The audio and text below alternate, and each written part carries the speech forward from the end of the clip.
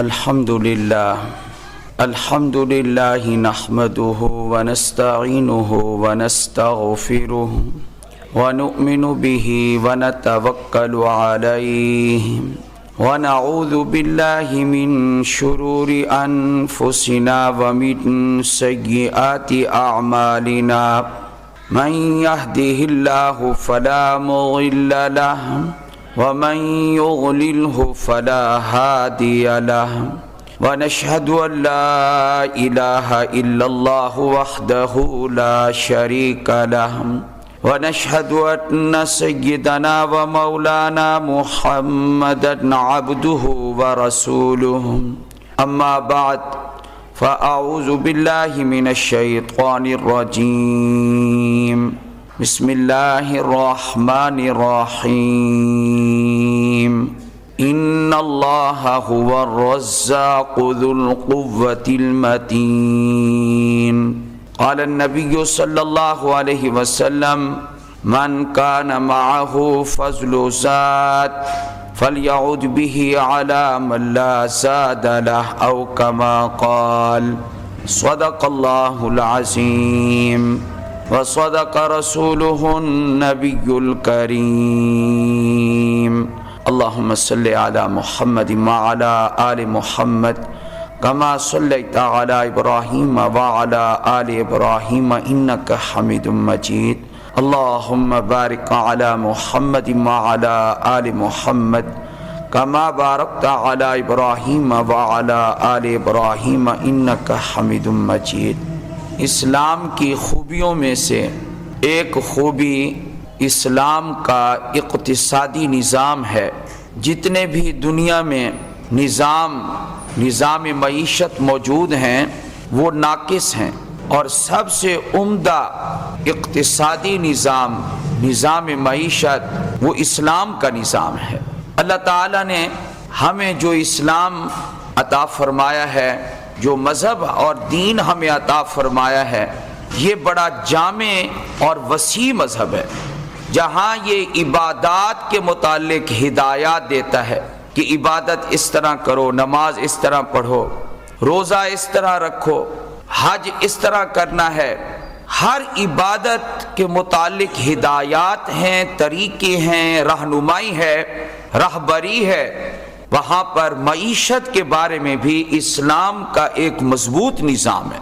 اگرچہ ہمارے پاکستان میں یہ چیز حکمرانوں کو، سیاستدانوں کو سمجھ نہیں آ رہی کہ اسلام کا خالص نظام معیشت وہ کس قدر عمدہ اور مضبوط ہے، اور اس کے متعلق کیا کیا ہدایات اور رہنمائی ہے اسلام کی، یہ سمجھ ان کو نہیں آ رہی۔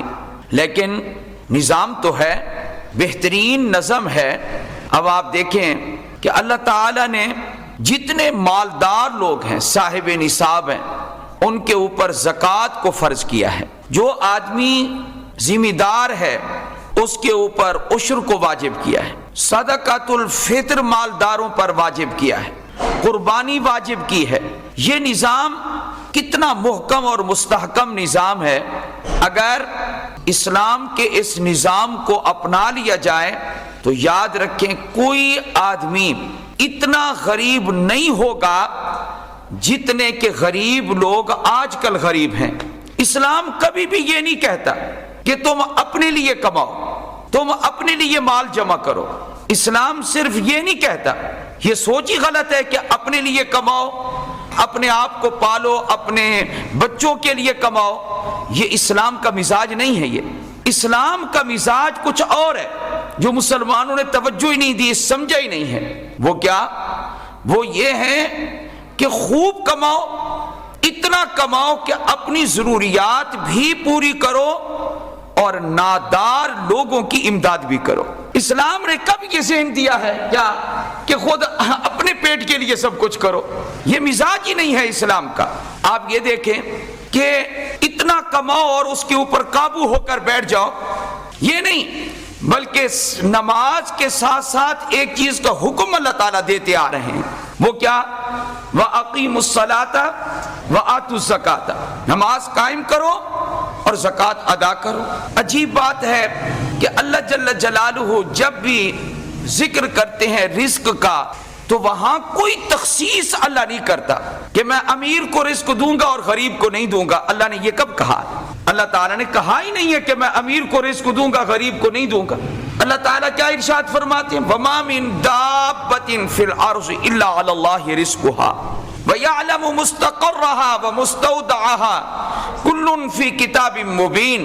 فرمایا روئے زمین پر جو بھی چلنے والا ہے، انسان ہیں، حیوانات ہیں، جو چیز بھی چلنے والی ہے زمین پر، حتیٰ کہ حشرات الارض ہیں، کیڑے مکوڑے ہیں، ان سب کا رزق اللہ کے ذمہ ہے.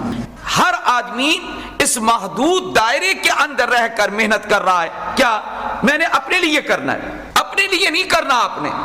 آپ نے اپنے لیے بھی کرنا ہے اور فقراء کے لیے، مساکین کے لیے، ضعفاء کے لیے، ناداروں کے لیے، مساکین کے لیے بھی آپ نے یہ کام کرنا ہے. چند باتیں ہیں، ایک دو باتیں بڑی اہم ہیں، وہ آپ حضرات نے توجہ دینی ہے. اشتراکیت کی اسلام تعلیم نہیں دیتا. یہ اسلام کی تعلیم نہیں ہے کہ آپ نے محنت کر کے مال کمایا تو اس میں کسی اور کو برابر کا حصے دار اسلام بنا دے. کچھ لوگوں نے اسی اشتراکیت کو لے کر روسی ذہنیت کو پھیلانا شروع کر دیا اور روس کے نظریے کی ترویج شروع کر دی اور اس کی پاکستان میں اشاعت شروع کر دی، اور وہ کہنے لگے کہ ہمارا یہ پروگرام یہ وہی پروگرام ہے جو حضرت شاہ ولی اللہ والا پروگرام. حالانکہ یہ بالکل غلط ہے. حضرت شاہ ولی اللہ رحمت اللہ علیہ کی یہ سوچ بالکل نہیں تھی. اشتراکیت یہ اسلام کے خلاف ہے. اسلام کب کہتا ہے کہ ایک آدمی صبح سے لے کر شام تک دکان پر بیٹھتا ہے اور کماتا ہے، ایک آدمی صبح سے لے کر شام تک ملازمت کرتا ہے اور وہ تنخواہ لیتا ہے، ایک آدمی صبح سے لے کر شام تک اپنی زمین میں محنت کرتا ہے اور وہ مال کماتا ہے، دوسرا آدمی محنت ہی نہیں کرتا، کام ہی نہیں کرتا، تو برابر کا اس کو اس میں کیسے شریک کر دے اسلام؟ یہ کبھی بھی اسلام کی سوچ نہیں ہے. البتہ یہ اسلام ضرور تعلیم دے گا کہ آپ کی جتنی بھی ضروریات اصلیہ ہیں، ان ضروریات اصلیہ سے جو مال بچ جائے آپ وہ حقوق ضرور ادا کریں، مال کے حقوق ادا کریں. جتنا مال کماتے ہیں حلال طریقے سے آپ کمائیں، لیکن مال کے وہ حقوق ضرور ادا کریں جو حقوق کس نے مقرر کیے ہیں؟ اللہ تعالیٰ. اور وہ بھی اللہ کب کہتا ہے؟ جب آپ کی ضروریات اصلیہ سے بچ جائے. مثلا صحابہ رضی اللہ تعالیٰ عنہ مجمعین آپ سے پوچھتے ہیں کہ کیا خرچ کریں، تو آپ علیہ السلام کو اللہ جواب میں کیا ارشاد فرماتے ہیں؟ قل العفو. آپ صلی اللہ علیہ وآلہ وسلم صحابہ کو یہ کہہ دے العفو، خرچ کرے عفو کو. اور عفو کا معنی ہے جو ضرورت سے زائد ہے وہ آپ خرچ کر دیں. جو آپ کی ضرورت سے آپ نے محنت سے کمایا ہے، آپ کی اپنی ضرورت پہلے پوری کر لیں، پھر اپنی ضرورت سے زائد مال وہ مستحقین پر آپ خرچ کریں. ایک چیز یہ ہے. دوسرا یہ ہے کہ سرمائے کے اوپر ایسے قابو ہو کے بیٹھ جانا کہ اس میں سے اس جو حقوق واجبہ ہیں اور فرائض ہیں وہ بھی ادا نہ کرنا، اس کے لیے بھی بڑی وعید ہے. مثلا اگر کسی نے زکوٰۃ نہیں دی، الامان والحفیظ، جو قیامت کے دن اس کے ساتھ حشر ہوگا وہ پھر دیکھے گا کہ یہ میٹھا میٹھا مال جس کی میں نے زکوٰۃ ہی ادا نہیں کی یہ کیا بن گیا ہے. حدیث پاک میں اور قرآن پاک میں موجود ہے سَيُطْوَقُونَ مَا بَخِلُوا بِهِ يَوْمَ الْقِيَامَةِ. اور حدیث پاک میں شجاعن اقرا فرمایا کہ گنجا سانپ بنا کر اس کی گردن میں توق اور ہار بنا کے ڈال دیا جائے گا، اور پھر اس کا منہ اس کے منہ کی طرف ہوگا اور وہ کہے گا، بولے گا انا مالو کا انا کنزو کا، میں تیرا مال ہوں، میں تیرا خزانہ ہوں. اور پھر اس کو ڈسے گا، باچھوں سے پکڑ کے اس کو ڈسے گا، ڈنگ مارے گا.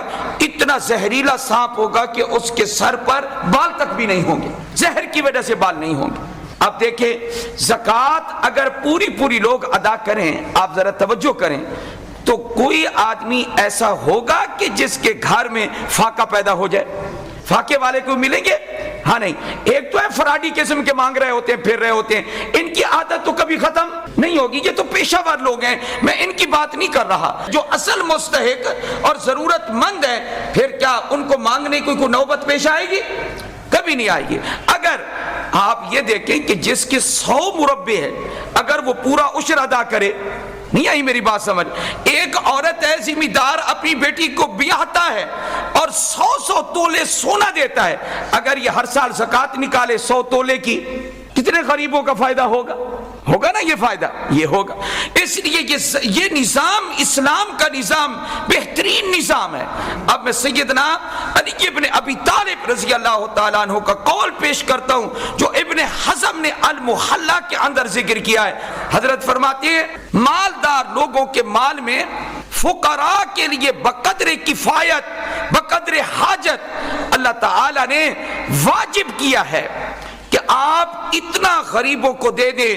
کیا کہ اذا جاؤ وعرو, فرمایا کہ جب وہ بھوکے ہوں, جب وہ ننگے ہوں, برہنہ ہوں, ان کے بدن پر کپڑا نہ ہو, وجوہدو, اور مشقت میں ڈال دیے جائیں, فرمایا کہ اتنا ان کو دینا ضروری ہے تاکہ ان کا گزر بسر ہو سکے.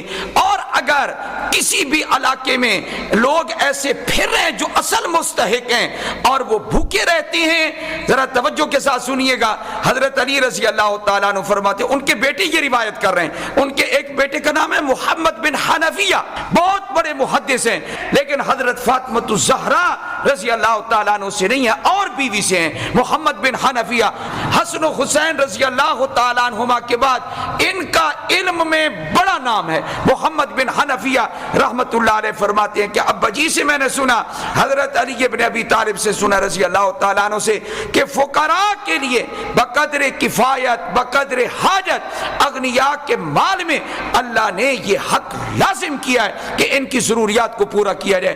اگر کسی علاقے میں کوئی لوگ واقعتاً بھوکے مر رہے ہیں اور واقعتاً ان کے بدن پر پورا کپڑا نہیں ہے اور مشقت کی زندگی گزار رہے ہیں, تو آگے حضرت علی کا کیا فرمان ہے, فَبِمَنِ الْأَغْنِيَاءِ, وہاں اچھے طریقے سے سمجھ لو میری بات, اس علاقے کے لوگ اپنے حقوق کے واجب ادا نہیں کر رہے, اس علاقے کے لوگ زکوٰۃ پوری ادا نہیں کر رہے, عشر پورا نہیں دے رہے, زکوٰۃ پوری نہیں دے رہے, صدقہ خیرات نہیں کر رہے, اس لیے لوگ بھوکے مر رہے ہیں. فرمایا اس میں آگے کے الفاظ میں پڑھوں تو آپ سارے حیران ہو جائیں گے کہ حضرت علی کیا فرماتے ہیں, وَأَنَّ عَلَى اللَّهِ أَن يُعَذِّبَهُمْ يَوْمَ الْقِيَامَةِ, فرمایا کہ ایسی حالت میں اغنیاء کو اللہ قیامت کے دن عذاب دے گا اللہ تعالیٰ. اس لیے یہ مال آج تک ہم نے سوچا کہ ہم نے اپنے لیے کمانا ہے, بھائی نہیں, اپنے لیے نہیں کمانا, اتنا کمانا ہے کہ زکوٰۃ بار بار دینی ہے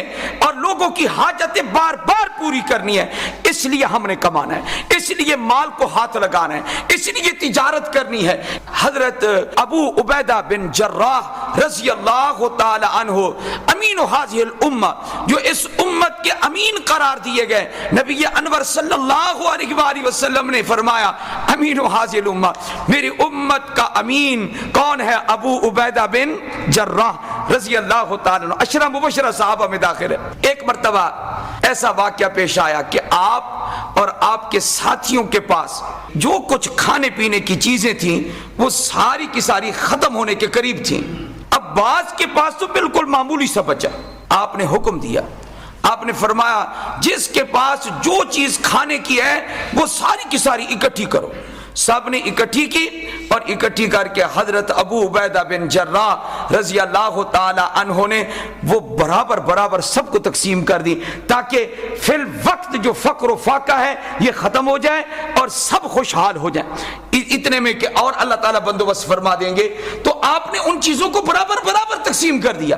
تو مسلمانوں میں یہ جذبہ کہ دوسرے مسلمان بھی خوشحال ہو جائیں اور ان میں فقر و فاقہ ختم ہو جائے, یہ تھا اسلام کا نظام.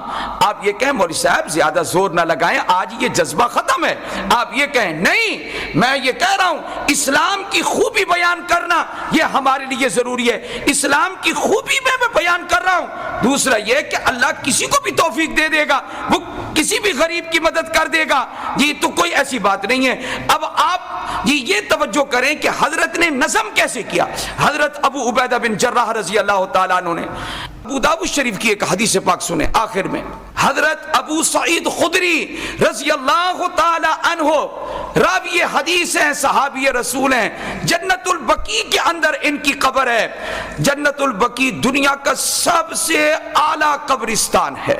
ایک مرتبہ تو آپ نے کمال ہی کر دیا، آپ نے صحابہ کو فرمایا جس کے پاس کوئی زائد سواری ہے اس کو چاہیے کہ فَلْيَعُدْ عَلَى مَنْ لَا زَهْرَ لَهُ، وہ اپنے اس بھائی کو سواری دے دے جس کے پاس سواری نہیں ہے۔ حضور نے یہ ارشاد فرمایا صلی اللہ علیہ وآلہ وسلم، اور فرمایا جس کے پاس فضل و زاد، کھانے پینے کی کوئی زائد چیز موجود ہے اس کو چاہیے فَلْيَعُدْ بِهِ عَلَى مَنْ لَا زَادَ لَهُ، اس کو چاہیے کہ جس کے پاس بیچارے کے پاس کھانے پینے کے لیے گھر میں کوئی چیز موجود نہیں ہے اس کو زائد چیز دے دے۔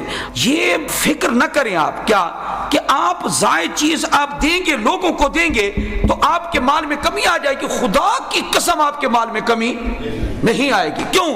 آپ کہیں مولوی صاحب قسم کیوں اٹھائی؟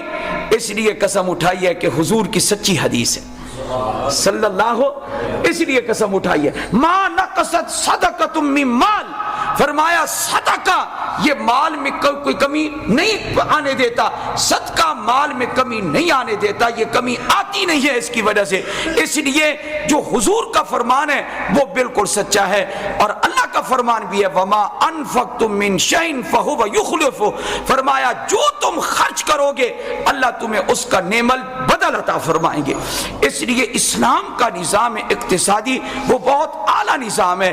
آپ حضرات اسلام کی خوبیاں ذہن میں رکھ کے، میرا یہ موضوع ختم نہیں ہوا، انشاءاللہ العزیز اگلے جمعہ پھر ہم اسی موضوع کو سامنے لائیں گے۔ لیکن میں نے ایک چیز شروع میں کہہ دی تھی، اسلام یہ نہیں کہتا کیا کہ آپ اپنے مال میں برابر کا دوسرے لوگوں کو شریک کریں۔ اسلام کیا کہتا ہے؟ ضرورت سے زائد وہ لوگوں کے اوپر خرچ کر دیں آپ، انشاءاللہ آپ کے مال میں کبھی کمی نہیں آئے گی۔ اللہ ہم سب کو عمل کی توفیق عطا فرمائے۔ وآخر دعوانا ان الحمد للہ رب العالمین۔